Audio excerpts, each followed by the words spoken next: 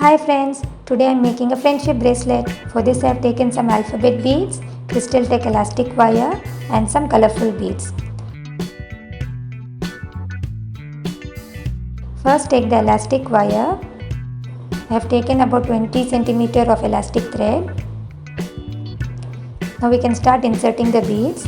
I have selected FRIEND beads here.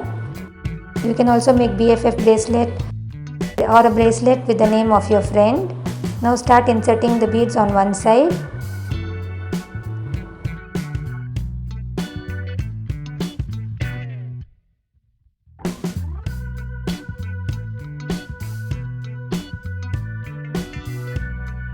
In the same way we can insert beads on the other side as well.